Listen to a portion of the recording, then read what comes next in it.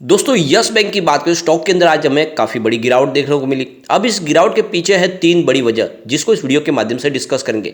साथ में यहाँ पे बैंकिंग सेक्टर को लेकर हमारे फाइनेंस मिनिस्टर निर्मला सीतारमण ने बहुत ही बड़ा बयान दिया है और ये जो बात है, ये जो खुलासा है, ये काफ़ी कुछ कहता है। तो क्या है वो खुलासा, इस वीडियो के माध्यम से डिस्कस करेंगे और क्या आगे संभावना बन रही है इन बैंकिंग सेक्टर की। जिस तरह से देखें तो आज सभी बैंकों में गिरावट थी, बाजार में भी हमने गिरावट देखी है। कल बाजार रिकवर कर गया था लेकिन आज हमारा बाजार रिकवर नहीं किया, बल्कि काफ़ी बड़ी गिरावट हुई। तो क्या आने वाले समय फिर से गिरावट होगी?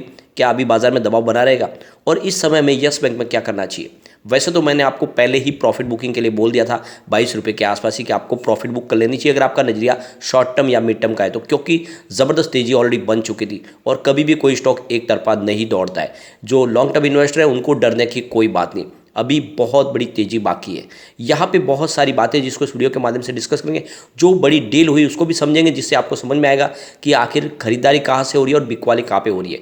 इन सारी बातों को समझेंगे इस वीडियो के माध्यम से। सबसे पहले अगर हम बाजार की बात करें तो BSE सेंसेक्स आज 61,067 के स्तर पर क्लोजिंग दी है, जहाँ पे हमने 635 पॉइंट की बड़ी गिरावट देखी, यानी 1.03% गिरा हमारा बाजार। तो आप देख ही सकते हैं कि बाजार में आज काफ़ी बड़ा दबाव देखने को मिला और गिरावट है वो काफ़ी ज़्यादा है।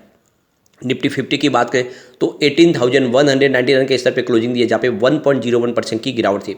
अब निफ्टी बैंक की बात करें तो यहाँ पे 42,617 के स्तर पे 1.71% की बड़ी गिरावट थी, यानी बैंकिंग सेक्टर में निफ्टी से ज़्यादा बड़ी गिरावट हुई है। निफ्टी PSU बैंक की बात करें तो यहाँ पे आप देख सकते हो 4,190 के स्तर पे 2.85% की बहुत बड़ी गिरावट हुई है, यानी सरकारी बैंकों में तो आज बहुत ही ज़बरदस्त गिरावट हुई है। निफ्टी प्राइवेट बैंक की बात करें तो 21,693 के स्तर पे बड़ी गिरावट देखने को मिली है, करीब 1.88% की गिरावट। तो एक रीजन तो ये रहा कि आज बाजार में गिरावट थी और दूसरी तरफ बैंकिंग शेयरों में बहुत बड़ी गिरावट थी और नतीजा ये रहा कि हमें यस बैंक में भी गिरावट देखने को मिली। लेकिन यस बैंक की गिरावट दूसरे से ज़्यादा है, तो इसके पीछे वजह यह भी है कि यस बैंक का स्टॉक ज़्यादा दौड़ा भी है। अब यहाँ पे हम देख सकते हैं यस बैंक की बात करें तो स्टॉक की शुरुआत आज 21.45 पर हुई और जो लो है वो 19.65 का है। इंट्राडे का हाई 21.65 का है और आप देख सकते हो कि इंट्राडे में हमने पॉजिटिव माहौल देखा है, क्योंकि क्लोजिंग कल की 21.30 थी, उसके ऊपर जाके स्टॉक ने आज कुछ पॉजिटिव माहौल दिखाया है क्योंकि खरीदारी भी हुई अच्छी खासी। तो उसके बाद में जब प्रॉफिट बुकिंग शुरू हुई तो स्टॉक नीचे आया, 19.80 पर इसने क्लोजिंग दी है, जहाँ पे 7.04% की बड़ी गिरावट देखने को मिली है। और ये गिरावट इतनी लोगों को हजम नहीं हो रही कि इतनी बड़ी गिरावट क्यों हुई। यहाँ पे आप देख सकते हो पिछले 6 महीने में स्टॉक ने अभी भी 59% का ज़बरदस्त रिटर्न दिया है। 12 रुपीज़ के आसपास स्टॉक था और आप ये समझ ही सकते हो 12 रुपीज़ का स्टॉक 24 तक चला गया, यानी पैसे दुगने हुए, ये समझ सकते हैं आप सिर्फ 6 महीने के अंदर। तो ऐसे में प्रॉफिट बुकिंग तो आएगी ही आएगी, कोई स्टॉक एक तरफा दौड़ नहीं सकता। अब यहाँ के इस वॉल्यूम को देखें तो पिछले एक महीने पहले इसका 40 करोड़ का वॉल्यूम था, 10 करोड़ की डिलीवरी उठाई गई थी। 1 वीक पहले 64 करोड़ का वॉल्यूम होता, 14 करोड़ की डिलीवरी उठाई गई थी और कल 33 करोड़ का वॉल्यूम होता, 7 करोड़ की डिलीवरी उठाई गई थी। लेकिन आज 41 करोड़ का वॉल्यूम है, यानी वॉल्यूम में ज़बरदस्त बढ़ोतरी हुई है। और आप देख ही सकते हैं पूरे बाजार में वॉल्यूम के मामले में आज यस बैंक नंबर 1 था। तो काफ़ी बड़ी डील हुई है और डील के माध्यम से बिकवाली और खरीदारी दोनों ही हुई है। वैसे तो अगर आप देखें तो पिछले 2-3 दिन से स्टॉक में हमें दबाव देखने को मिल रहा था। 16 दिसंबर को अगर आप देखें तो इसकी जो क्लोजिंग प्राइस थी वो 21.20 की थी, 19 दिसंबर को 21.40 की क्लोजिंग प्राइस और 20 दिसंबर को 21.30 की क्लोजिंग प्राइस। तो पिछले 3 दिन से स्टॉक एक तरह से देखें तो स्ट्रगल कर रहा था, एक ही जगह पे आसपास क्लोजिंग हो रही थी। लेकिन आज फाइनली इसमें गिरावट हुई और 20 के स्तर को तोड़ के स्टॉक अंदर आ गया है। लेकिन अभी भी हमें डरने की बात नहीं है, 18 का मजबूत सपोर्ट है और जितने रिसर्च एनालिस्ट उनके हिसाब से जब तक 18 का सपोर्ट है स्टॉक फिर से ऊपर की तरफ जा सकता है। 18 का सपोर्ट टूटेगा तो फिर स्टॉक में फिर से एक बड़ी गिरावट की शुरुआत हो सकती है। अब आप ये देख ही सकते हो कि 13 दिसंबर को स्टॉक 24 को टच कर गया था, उसके बाद में स्टॉक में हमने काफ़ी बड़ी गिरावट देखी है, करीब 4 रुपये आपको नीचे दिखाई दे रहा है उस लेवल से और प्रॉफिट बुकिंग हो गई है।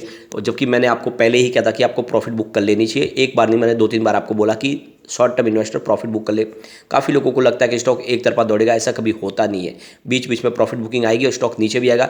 लेकिन अब वो पुराने वाला माहौल नहीं है, यस बैंक ने काफ़ी कुछ अचीव कर लिया है, आने वाले समय डेफिनेटली अब फिर से स्टॉक ऊपर की तरफ जाएगा।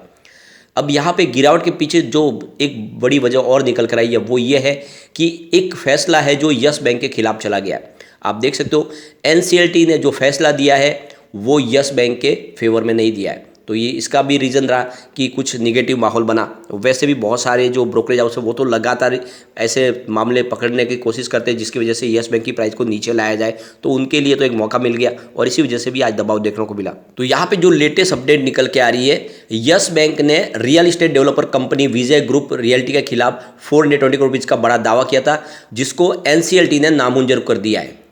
रिपोर्ट निकल कर उसके हिसाब से यस बैंक को क्लेम को कंपनी के इंसॉल्वेंसी रिजोल्यूशन प्रोफेशनल के फैसले को खारिज कर दिया था और बैंक को कमेटी ऑफ क्रेडिटर्स में शामिल नहीं किया गया था और इसी के खिलाफ बैंक एनसीएलटी में पहुंचा था, लेकिन यहाँ यस बैंक की याचिका को खारिज कर दिया गया है। एनसीएलटी ने बैंक की गारंटी नहीं होने और कर्जदार के खाते के स्टैंडर्ड अकाउंट का हवाला देते हुए यस बैंक के दावे को खारिज कर दिया और इसी ने पूरा माहौल थोड़ा सा निगेटिव किया कि एक जगह पे यस बैंक की हार हुई। इस तरह से जो माहौल बना उसका भी निगेटिव इफेक्ट देखने को मिला, इस वजह से स्टॉक में हमें दबाव देखने को मिला। वैसे अगर आप देखें तो आज काफ़ी बड़ी डील हुई है, उसमें आज प्रॉफिट बुकिंग भी हुई है, लेकिन साथ में यहाँ पे खरीदारी भी हुई है। तो ये आप समझ सकते हो कि सुबह 9:37 पर 21.25 की प्राइस से 12,80,000 शेयरों की बिकवाली हुई, लेकिन उसके बाद में देखें तो 9:58 पर 21 की प्राइस से फिर से 11 लाख शेयरों की एक बड़ी खरीदारी हुई।